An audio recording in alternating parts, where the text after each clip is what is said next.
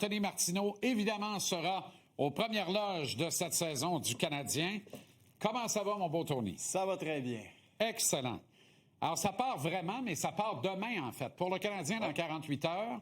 On y sera d'ailleurs de 17h à 18h. Mais demain, il y a de la balle dès 16h sur TVA Sport 2. Les Tigers, les Mariners, et ce sera suivi des Jays et des Yankees. Et sur TVA Sport 2, 3 bons matchs de hockey à compter de 17h. Ouais. Moi, je regarde tout ça des pieds sur le pouf demain soir. L'action mur à mur. Là. Exactement. Ouais. Et mercredi, on est là, en avant. Absolument, absolument. Alors, Oliver Kapanen a mérité son poste avec le grand club, tout autant d'ailleurs que Joseph Veleno. Et Patrick Laine se retrouve sur le 4e trio. Comme dans « Il n'y a pas photo », puis tout n'est pas nécessairement au beau fixe. Non. Mais l'alignement est ramené. 22 joueurs commencent la saison avec le Canadien. Oui, 22 joueurs dans une configuration que peu de gens auraient pu deviner finalement. Jean-Charles, tu parles des trios. Patrick Laine sur le 4e déjà, alors qu'il n'y a pas un match de jouer. On en reparlera plus tard, mais c'est quand même quelque chose qui vient me chercher un petit peu, pas dans le sens négatif, mais dans le sens où on avait de grandes attentes et déjà Martin Saint-Louis semble avoir compris des choses. Kapanen, est-ce que ce sera le centre d'Ivan Demidov tout au long de la saison? Ça, c'est une autre question. Et là, tu commences ta saison donc avec Brendan Gallagher, l'immortel, sur ton 2e trio. Pas de mauvaise décision, cela Non, dit. c'est pas de mauvaise décision. Mon avis, là, c'est pas de mauvaise décision parce que Gallagher a plus de hockey dans le nez qu'Anderson.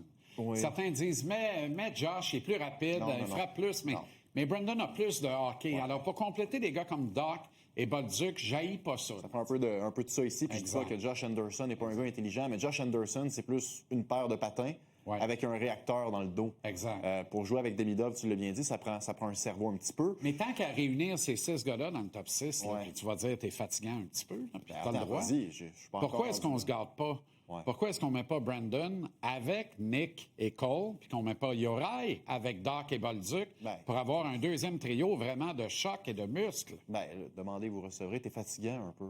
Bon, très bien. Non, mais c'est venu de toi au départ? Oui, absolument. Bon. OK, donc je ne serai pas accusé d'insubordination. Non, pas de non, mais c'est parce que Juraj Slafkovský, je trouve ça quand même fascinant à quel point on oublie que ce gars-là a un rôle primordial dans les succès du premier trio. Puis là, je sais que ça faisait pas partie du plan, mais on a essayé tout le monde avec Cole et Nick. On peut essayer Brandon. Armia, Alex Newhook, Emil Heinemann et un tambour qui fait rap à pam-pam. Trop souvent Josh Anderson. Trop souvent Josh Anderson. Puis là, on a trouvé... Mais jamais Brandon? Non, jamais Brendan Gallagher, c'est vrai. Mais là, est-ce qu'au premier match de la saison, tu veux vraiment faire ce test-là ou tu y vas avec un des meilleurs trios de la Ligue nationale l'an passé? Tu pars ça comme ça. Je pars ça comme ça. Puis on verra le cas échéant. Ouais. Là, je veux te parler de Joe Veleno un petit peu parce que ça demeure une belle histoire. Ouais. Samuel Blais, moi, je suis déçu pour le gars. Tu as bien fait de mentionner l'affaire à Québec. Je trouve ça plate aussi.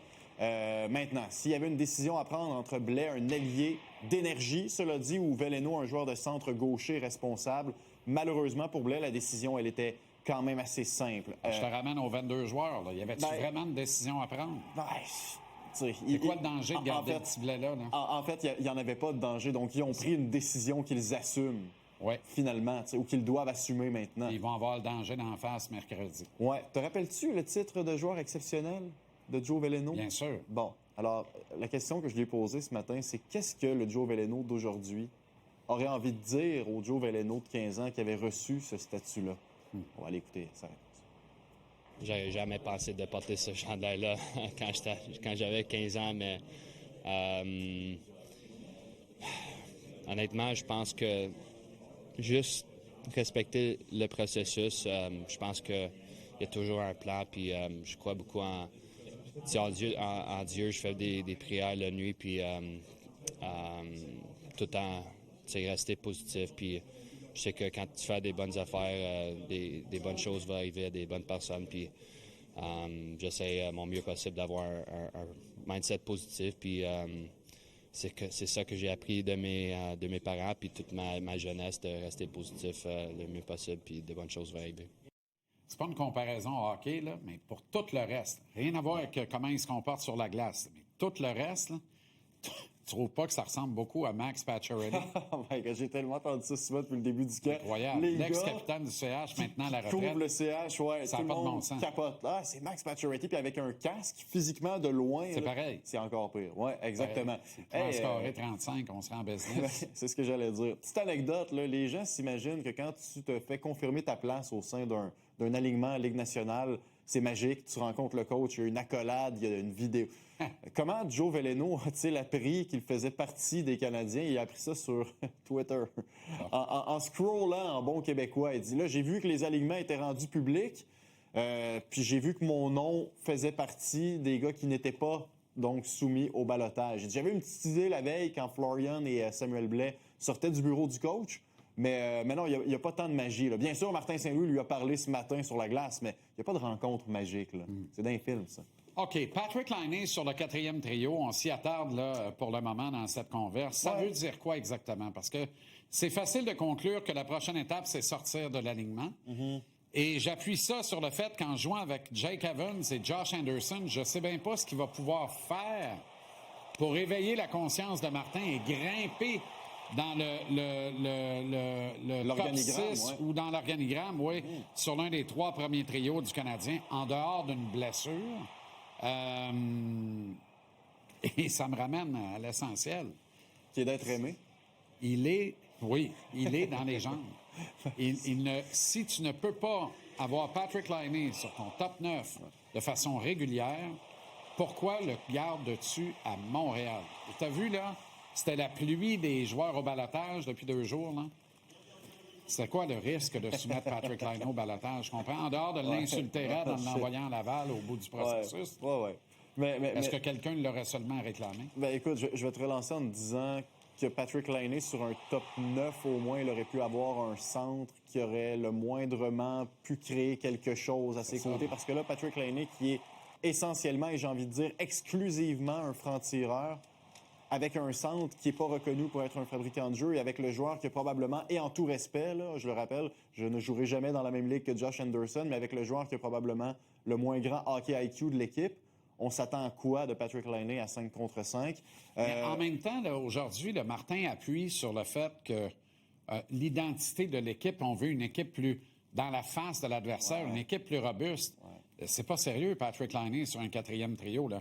On veut un 4e trio qui impose du rythme, qui est dans la face d'adversaire, qui frappe les défenseurs profondément dans le territoire offensif, qui impose le tempo en même temps que le respect. Et on accouche de Patrick Laine sur la 4. J'ai l'impression de voir un éléphant faire naître une souris. Mais écoute, puis pourquoi je ris? Parce que ça a donné lieu à un échange assez animé ce matin pendant le point de presse du coach. Jérémy Filosa, qui est un confrère que j'adore, a demandé à Martin Saint-Louis, ton 4e trio, il n'y a pas une identité typique. Qu'est-ce que tu veux voir? Puis là, Martin Saint-Louis l'a tout de suite interrompu en disant, c'est quoi pour toi un 4e trio typique? Un trio qui a de la grit. J'espère que Philo il a dit, mais enlève-moi Laine de là, moi Jack ou pourquoi t'envoyer là au balotage? Non, mais il dit un trio qui a de la grit un petit peu. On a dit ça, cet extrait-là? J'ai pas l'extrait, j'ai pas l'échange entre les deux, mais j'ai la réponse de Martin Saint-Louis sur ce qu'il pense du camp de Patrick Laine jusqu'ici. Ah, OK. Well, for me, I look at his last 2 games in preseason. His 5-on-5 play is the best I've seen. You know, so... we talk about this a lot, guys. How many minutes of special teams you're going to have in a game? I don't know. Let's just pretend there's 3 on each side. That's 12 minutes. There's 48 minutes of even-strength hockey that we got to play, and that's got to be the main focus. Are the special teams important? Absolutely. But that 48 out of 60, 85% of the game is going to be played at even strength. What do you do on the ice to raise the percentages for a team to be successful? And it's not necessarily actions on the puck. There are actions off the puck on both sides of the game. And for me, what I saw from Patty the last 2 games, I'm very encouraged. On comprend que c'est une réponse en confrère anglophone. C'est pas à Jérémy. Non, ça, c'était pas à Jérémy.